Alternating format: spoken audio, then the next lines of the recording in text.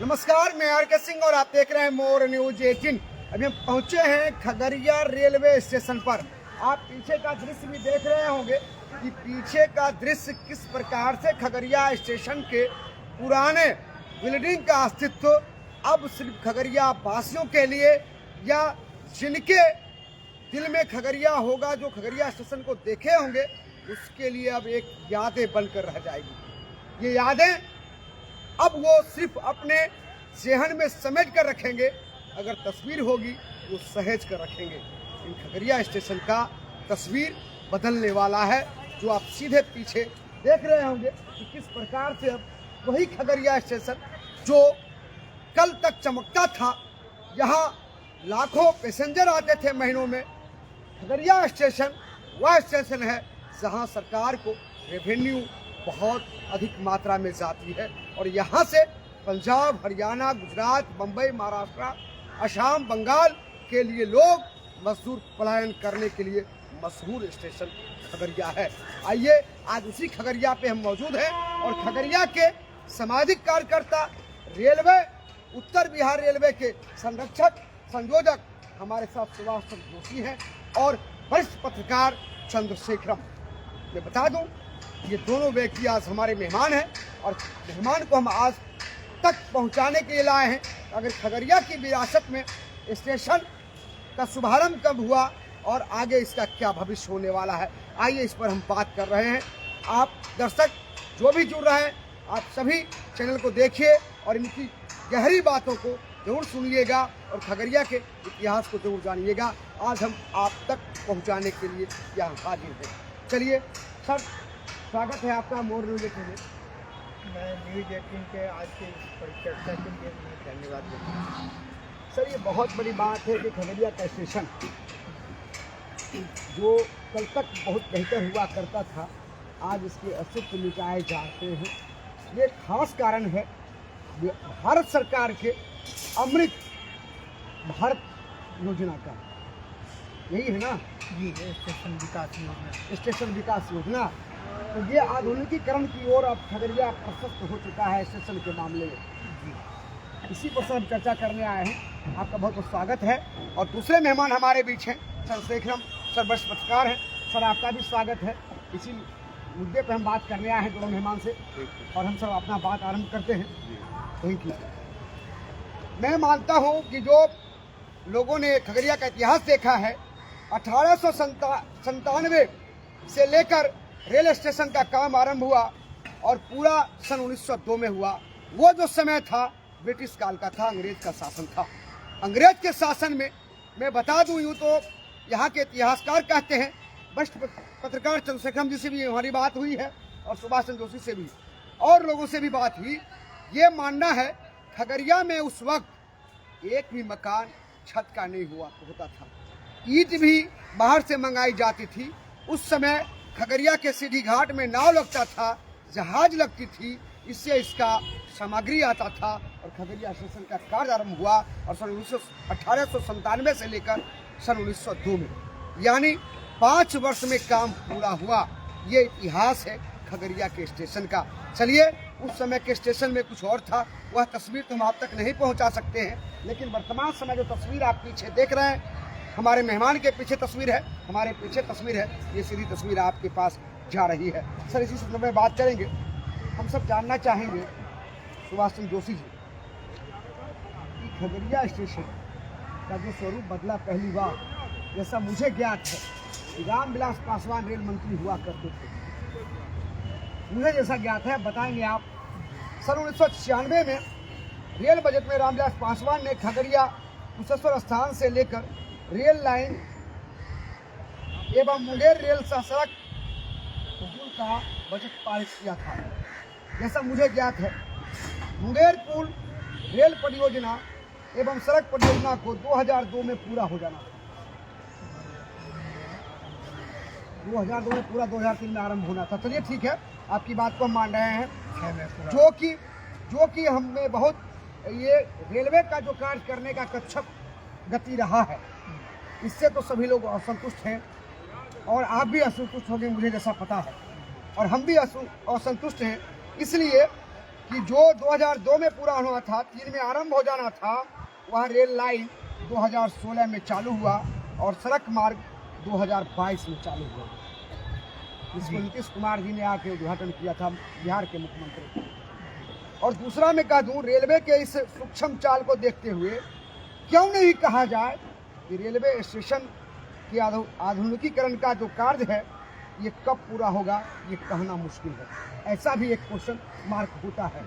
लेकिन जोशी जी, ये सब सवाल है भारत के राजनीतिक इतिहास में आज तक ऐसा ही देखा जाता है कि जो भी सरकारें आती हैं, जो भी सरकारें कार्य करती हैं, वो अपने योजना को अगले चुनाव से जोड़ कर लाती है, और जब अगला चुनाव मुहाने पे होता है तब उस योजना को पूरा किया जाता है और उसका लाभ लेने की कोशिश किया जाता है, चाहे वह केंद्र सरकार की बात हो या बिहार सरकार की बात हो।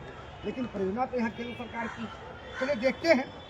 अब देखिए कि जो चुनाव 2024 में हमारे यहाँ लोकसभा का हुआ, पूरा हुआ, 2029 में हुआ, जिस तरह से कार्य चल रही है इसमें कोई संदेह नहीं है कि कार्य धीमी गति से है। पिछले दिनों DRM भी आए थे, DRM से भी हमारी मुलाकात हुई थी। मोर लेकिन ने बात किया था कि सरकार कब तक पूरा होगा। उन्होंने कहा था कि मेरी समय तो 6 महीने का है, लेकिन मैं कोशिश करूँगा 15-20 दिन बाद मैं फिर आता हूँ, 20 दिन के बाद मैं इसको पूरा करूँगा, कोशिश करूँगा जल्दी से पूरा कराएं। लेकिन इसी सब चुनाव को देखते हुए ऐसा लगता है कि विकास कहीं ना कहीं फिर से कच्छप गति में चले और 2028 जब आए तो ये पूरा हो जाए और 29 में सरकार अपनी पीठ थप पाए। हमने ये काम कर दिया।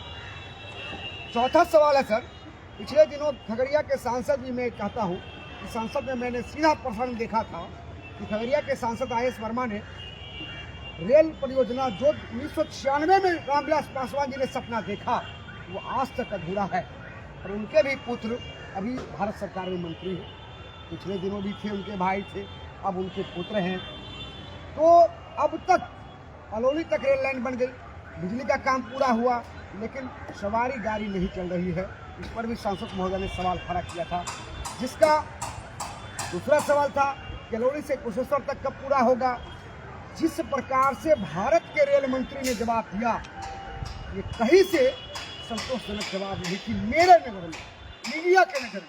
अब आपके नजर में क्या है, कि सब आपसे लोगों से ही बात करेंगे। तो क्या लगता है कि कहीं ना कहीं जो रेलवे की आधुनिकीकरण का मामला है, सबसे पहले तो हम सवाल ये लेंगे आपसे कि खगड़िया स्टेशन ऐसा मानना है कि जब पूरा हुआ उस समय से आज तक खगड़िया का इतिहास क्या रहा रेलवे के प्रति, उस कार्य के प्रति आप क्या बता रहे हैं?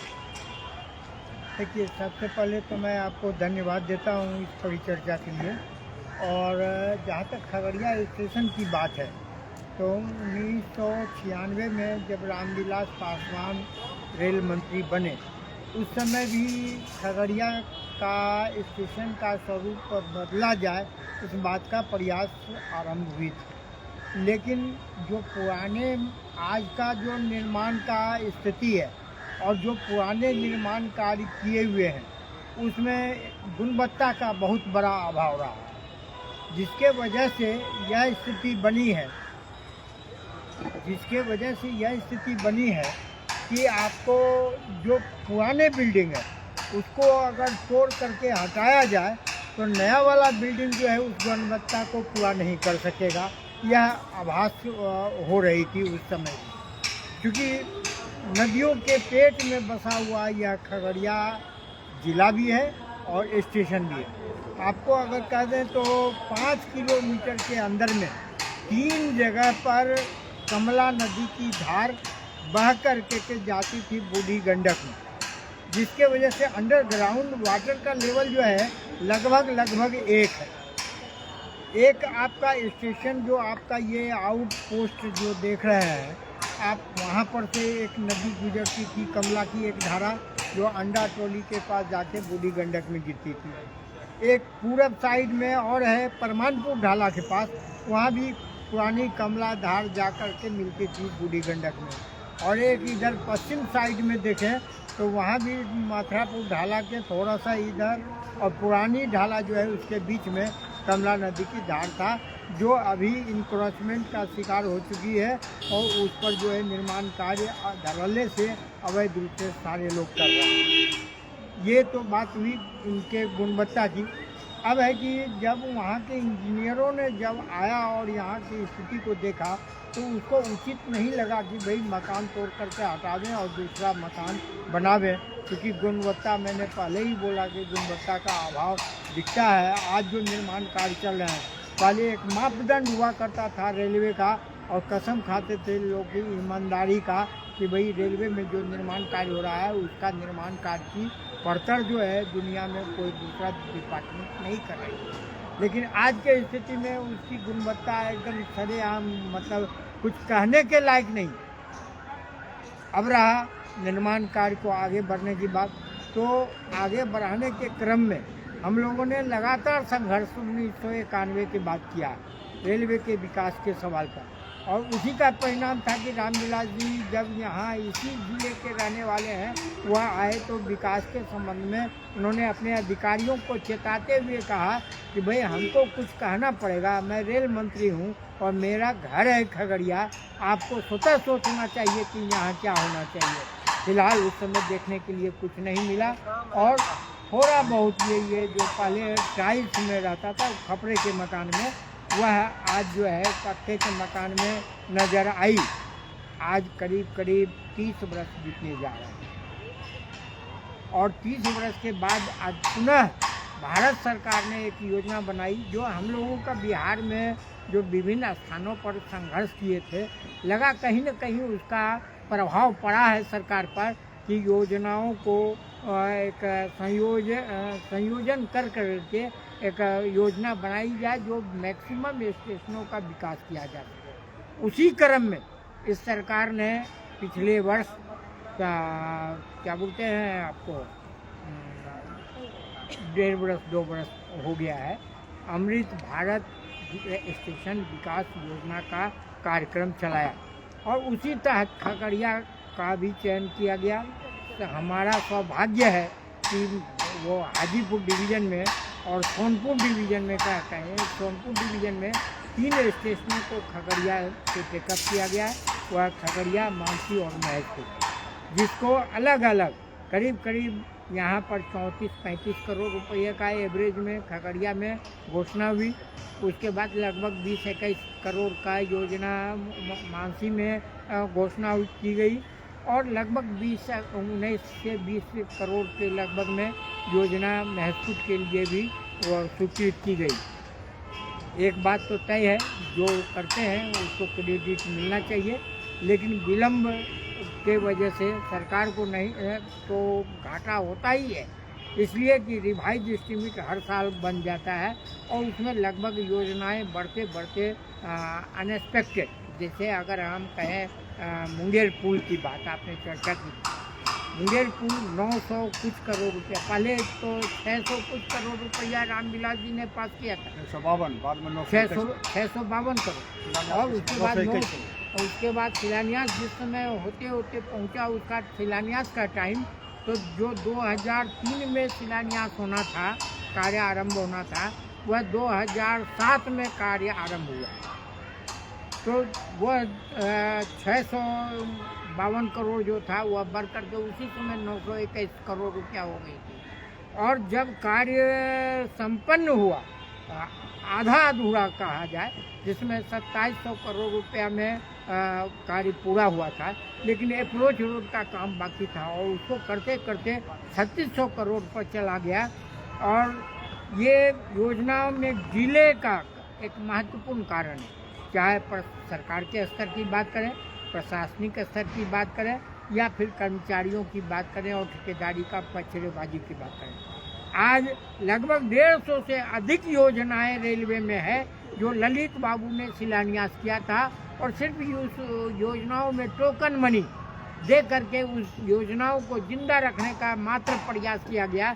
आगे सरकार जो भी बनी उसने उसको इग्नोर करते रहा और नतीजा है कि आज भी वह योजनाएं पूरी नहीं हो पाई है। उसी में आपका ये नौहट्टा वाला जो ब्रिज बना है, करीब मैं समझता हूँ 60-70 वर्ष हो गए जिसके बाद बनना शुरू हुआ। आपका मुंगेर का पुल जो 2007 में बनना था, वह 2007 में जो है वो आरंभ ही होता है कार्य का, और 2016 में जाकर के उसका उद्घाटन हुआ। उसी तरह सड़क तो बच गई थी, तो फिर 2022 में हुआ। हाँ, वह दोषी किसको मानते हैं दोषी? उसमें सारे लोग दोषी हैं। सरकार का जहाँ महकमा दोषी है, जहाँ सरकार दोषी है, जहाँ कर्मचारी, इंजीनियर और ठेकेदार दोषी हैं, सबका मिली भगत, आखिर सब लूटने में पड़े हुए हैं। आखिर सरकार समय रहते एक्शन लेगी जी, संवेदक पर, ठेकेदार पर, हाँ। तो समय से पूरा होगा। अब तो सरकार की भी न कहीं पीछे से सरकार भी दोषी है, बिल्कुल सरकार दोषी। कहीं न कहीं भ्रष्टाचार में लिप्त है। मैं उसको झांपने का प्रयास नहीं कर रहा हूँ। मैं सरकार को स्पष्ट रूप से दोषी मानता हूँ। डिले का भी कारण सरकार ही है, और उसमें जो कमीशन खोरी है, उसके वजह से जो बैठे एक काम लिया 900 करोड़ रुपया का, उसको करना है 3600 करोड़ रुपया, तो डिले होगा तबे न 3600 करोड़ रुपया का बिल बनेगा। तो ये सरकार की ढिलाई का बात है। और स्थानीय स्तर की जो जनता है उस पर भी बहुत बड़ी बात है। अब पुल बन रहा है, उसका छड़ उठा करके ट्रक से ले जा रहा है, सीमेंट उठा करके ट्रक से ले जा रहा है। अभी भी कोठिया पुल का मरम्मती हुआ है, डेली कोई न कोई। बगल में आहो घाट पुल है, बगल में बूढ़ी गंडक पर बना हुआ है पुल है, आपका डुमरी घाट पुल है। करीब 10 वर्षों में 6 गो पुल डैमेज हो चुका है जिले में। तो यह स्थिति तो नेग्लिजेंसी की वजह से ये है। सरकार उसमें प्रॉपर रूप में जो देखना चाहिए जिस रूप में। दूसरी बात, कर्मचारियों का भी अभाव। अब इंजीनियर है और यहाँ से बरौनी से लेकर के सीमापुर तक देखना हो, बरौनी से लेकर के वहाँ तक जो है सीमापुर तक में 2 इंजीनियर मिल करके कार्य देख रहा होगा, तो काम का गुणवत्ता कहाँ से खोज पाएंगे? उसके साथ कोई बॉडीगार्ड तो है नहीं। फिलहाल 3400 करोड़ की योजना बनी थी। इस स्टेशन का विकास होना है, और लगभग आप जो ये दीवार टूट रहे हैं, आप देख रहे हैं, लगभग 20-22 फीट जो है वह दक्षिण साइड में इसको बढ़ना है, और ये छज्जी आपका बन रहा है वह उस योजनाओं से बाहर है। उस योजना से बाहर है जी, बाहर है। कुल मिला के ये माना जाए कि अभी तक अमृत भारत योजना का कार्य यहाँ आरंभ हुआ ही नहीं। बिल्कुल, मैं दावे के साथ कह सकता हूँ कि यह जो अमृत भारत की योजना में जो 34-35 करोड़ रुपया स्वीकृत की है, वह योजना का पिछले मैं 1 महीना पहले पदाधिकारियों से संपर्क किया हूँ। वहाँ पर खगड़िया के नक्शा का अप्रूवल तक नहीं।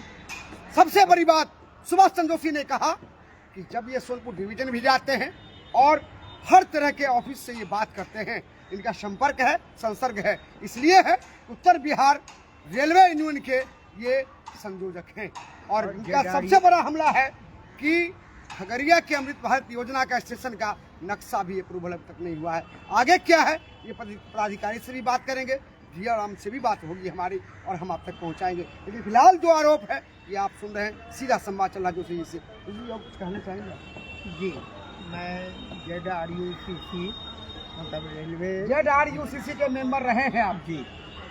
ये सौभाग्य मिला है खगड़िया में आपको जी। ZRUCC के मेंबर भी रहे सुभाष चंद्र जोशी जी। और चलिए हम इसी कड़ी में बात करते हैं वरिष्ठ पत्रकार चंद्रशेखरम से हमारी बात होती है। आइए सर, आपका भी स्वागत है मोर न्यूज 18 में, और आप भी हमारे मेहमान हैं आज के। क्या कुछ कहना चाहेंगे? जितने सवाल हमारे हैं, आपने भी सवाल सुना, क्या आपकी राय होगी? जोशी जी ने जो कहा कि 34 करोड़ रुपए जो अलॉट हुए हैं खगड़िया स्टेशन के आधुनिकीकरण के लिए, तो उसका पैसा 2 फेज माना है। ठीक, पहले फेज का पैसा आ चुका है, 20 करोड़, लेकिन अभी तक DPR भी तैयार नहीं हुआ है कि क्या करना है। इसीलिए जाहिर है कि उस पैसे का इस्तेमाल नहीं हो पाएगा अभी, जब तक DPR तैयार नहीं हो जाता है। ये मंथन गति से काम चल रहा है। तो कुल मिला के ये कहा जाए, वरिष्ठ पत्रकार चंद्रशेखरम जी आपसे हमारी बात हो रही है कि जो आपने कहा, मैंने कहा कि कच्छप गति का मामला 2029 के चुनाव को देखकर ये कार्य हो रहा है, इस पर आप मुहर लगा रहे हैं? मैं दिनकर जी की 2 पंक्ति सुना देता हूँ कि कितनी धीमी गति है, विकास कितना अदृश्य हो चलता है, इस महावृक्ष में एक पत्र सदियों के बाद निकलता है। इतना सभ्य शब्द उन्होंने दिनकर जी की पंक्ति से इस कार्य योजना को जोड़ा है, आप समझ सकते हैं कितनी गंभीर बात है। सर और कुछ कहना चाहते हैं? ये खगड़िया का जो आधुनिकीकरण हो रहा है स्टेशन का, ये भारत सरकार की एक मजबूरी भी है। मजबूरी इसीलिए कि संयुक्त राष्ट्र जो अमेरिका में स्थित है, न्यूयॉर्क में हेड ऑफिस है, उसके 3 अंग हैं: सुरक्षा परिषद, सामाजिक आर्थिक परिषद और महासभा। तो सामाजिक और आर्थिक परिषद के अंतर्गत ही WHO है, वर्ल्ड बैंक है, इस्लाम है, FAO है, सब इसी के अंतर्गत काम करते हैं, यूनेस्को वगैरह। तो वो जो सामाजिक आर्थिक परिषद सारी दुनिया को रेलगाड़ी से जोड़ रहा है, सारी दुनिया को। तो लंदन से न्यूयॉर्क रेलगाड़ी कैसे जाएगी? वो तो हवाई जहाज कहा जाता है। तो समुद्र के नीचे वो रेलगाड़ी का काम चल रहा है बनाने का, उसके लिए $62 अरब का प्रोजेक्ट का काम चल रहा है। अब सिंगापुर से रेलगाड़ी जाएगी लंदन, समझ लीजिए, से गाड़ी जाएगी, पेकिंग से गाड़ी जाएगी, सिंगापुर से, वियतनाम से, वो इसी रूट से जाएगी। तो अभी सरकार ने जो योजना बनाई है कि पूरी तरह से गुवाहाटी से लेकर इधर तक सब कुछ 4 लेन किया जाना है। खगड़िया से कटिहार का भी आपको कहा, बरही सागर का भी 4 लेन। तो वहाँ से जो गाड़ियाँ से लेकर त्रिपुरा से हावड़ा जाने में के बाद है सर, क्या कह रहे थे आप? मैं बता रहा हूँ कि ट्रांस एशियन रेलवे जो बन रहा है पूरे एशिया महादेश को जोड़ने के लिए, वो लंदन तक गाड़ी जाएगी, पेरिस गाड़ी जाएगी, रास्ते में देखा जाए जो सिंगापुर से लोग चलेंगे रेलगाड़ी से, वियतनाम से चलेंगे, और सबको देखते हुए जब देखेंगे बिहार में खगड़िया में कि कैसा स्टेशन है, तो अपनी प्रतिष्ठा बचाने के लिए भी सरकार को जरूरी हो जाए कि वो आधुनिकीकरण करें। अभी जो हावड़ा से जो गाड़ी जाती है त्रिपुरा अगरतला, तो काफ़ी चक्कर लगा करके न्यू जलपाईगुड़ी, कूच बिहार और गुवाहाटी होकर के जाती है।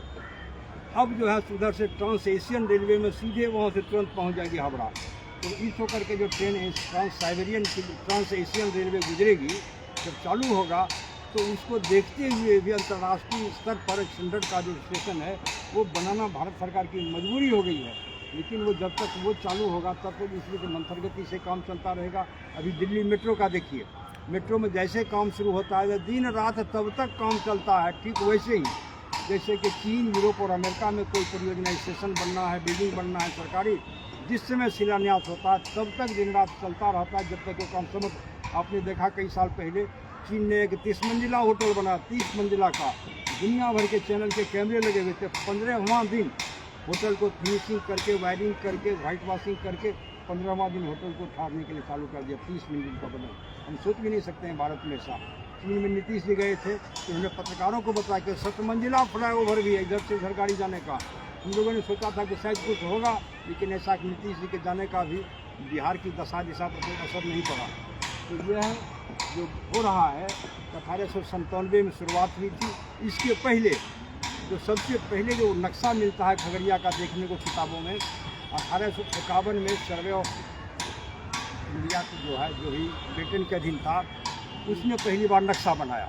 इसके पहले एक फ्रांसिस बुकानन नाम का एक अधिकारी था ईस्ट इंडिया कंपनी का, 1810 ईस्वी में आया था, नाव से घुमा, सड़क रेल नहीं था नहीं कुछ।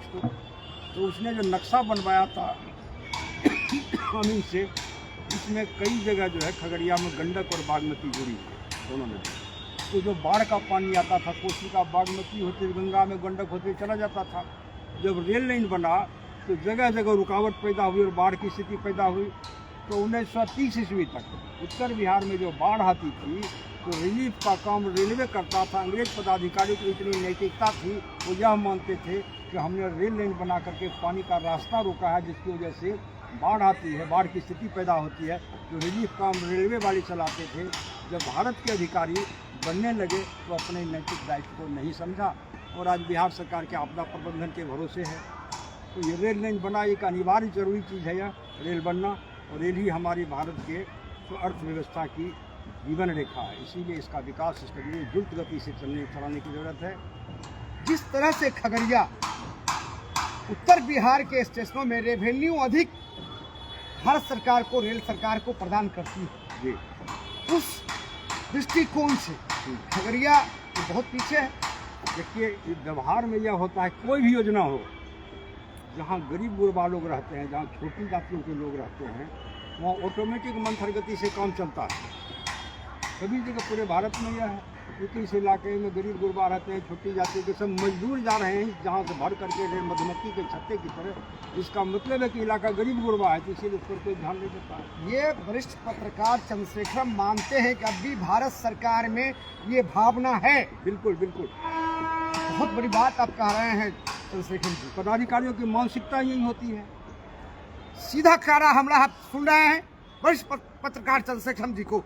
इनका हमला है, कभी भी भारत सरकार या कोई सरकार हो, ये बैकवर्ड फॉरवर्ड ऊंच नीच की भावना अभी भी है।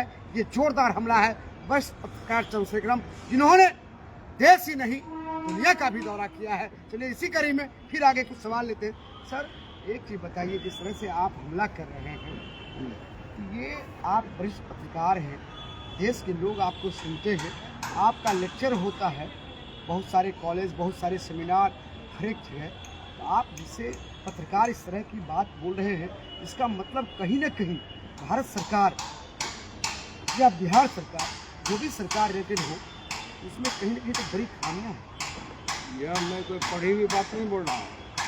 मैं 50 से अधिक चक्कर पूरा भारत घूम चुका हूँ।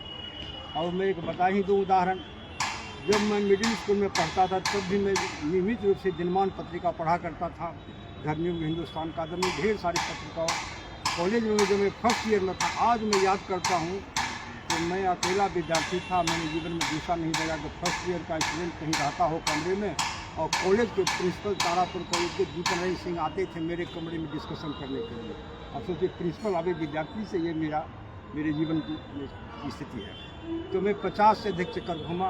तो दिनमान पत्रिका में जो पढ़ते थे, एक जितेंद्र गुप्त उसमें थे, कई साल पहले उनका निधन हो गया। जो दिनमान पत्रिका, टाइम्स ऑफ इंडिया प्रकाशन की दिनमान, धर्मयुग पत्रिका, पढ़ाल, ये सभी बामा पत्रिका बंद हो गई, साइंस टुडे बंद हो गया। तो ये लोग कहीं कहीं चले गए, दिनमान के जवाहरलाल कॉलेज चले गए, इसमें जनसत्ता में, उसके बाद त्रिलोक भी कहीं चले गए, जितेंद्र गुप्त भी कहीं चले गए। तो रिटायर होने दिनमान को बंद ही हो गया। उसके बाद एक तथ्य भारती नाम की पत्रिका राजस्थान की थी, और संपादक में नाम छपने लगा। एक मिनट सर रुकेंगे, एक मिनट रुकेंगे सर, आपको एक मिनट ब्रेक कुछ सेकंड के लिए, फिर मैं आपसे बात करता हूँ। ब्रेक के बाद फिर हाजिर हैं हम चंद्रशेखरम जी से। सर आपकी चर्चा। तो जितेंद्र गुप्त दिनमान के जो थे, दिनमान बंद होने के बाद अन्यत्र चले गए। एक जयपुर की एक अर्थशास्त्र की एक पत्रिका निकलती, तथ्य भारती, उसके संपादक में उनका नाम छपने लगा। तो मैंने उसके एक बार फ़ोन किया जयपुर, तो पता चला कि बनारस के एक सज्जन निकाल रहे हैं, क्योंकि वह भी पढ़ते थे जब दिनमान से, जितेंद्र गुप्त से प्रभावित थे। दिनमान बनने के बाद रिक्वेस्ट किया कि निकालूंगा मैं संपादक, लेकिन प्रधान संपादक आप ही, आपका नाम छपेगा। उनका नाम छपने लगा जितेंद्र गुप्त का, लेकिन विभिन्न दैनिक अखबारों में लेख आते थे। फिर कुछ लेख आना बंद हो गया। एक दिन मैंने फ़ोन किया, गुरुदेव आपका लेख क्यों आना बंद हो गया? उन्होंने साफ साफ कहा कि मैं कभी आकाशवाणी में हुआ करता था दिल्ली में, और वहाँ कभी अज्ञे जी आते थे, उनका कार्यक्रम कराता था। जब दिनमान शुरू हुई तो अज्ञे जी को संपादक बनाया। उनके आग्रह पर मैं आकाशवाणी छोड़कर टाइम्स ऑफ इंडिया प्रकाशन के दिनमान में आ गया। और दिनमान के क्रम में मैंने महसूस कर लिया कि भारत में जितनी योजनाएं बनती हैं, सब गरीबों, पिछड़ों, पिछड़े इलाकों के लिए, आदिवासियों के नाम पर बनती है, और सारी योजनाओं का लाभ ऊंचे जात के ठेकेदारों को, अफसरों को और सत्तारूढ़ मंत्रियों को लाभ मिलता है, गरीबों और छोटे जातियों को लाभ। यही भारत का आर्थिक सत्य है। इस सत्य को जान लेने के बाद हमको दैनिक अखबार पढ़ने की इच्छा नहीं होती, लेकिन चूँकि 65 वर्ष से दैनिक अखबार पढ़ने की आदत है, इसीलिए सरसरी निगाह से देख लेता हूँ। ये जितेंद्र गुप्त जी ने मुझे बताया। सीधा सुन रहे हैं आप, चंद्रशेखरम हमारी वरिष्ठ पत्रकार से बात हो रही है, मोर निवेदन कर रही है, लेकिन सबसे बड़ा इस सवाल का जवाब ये आता है, आखिर अम्बेडकर के संविधान का क्या होगा? ये अम्बेडकर के संविधान पर कह रहा हमला है। तो सर सवाल सबसे बड़ा पैदा होता है, संविधान जो बना है उसको तो आंख दिखाने की बात हो रही है।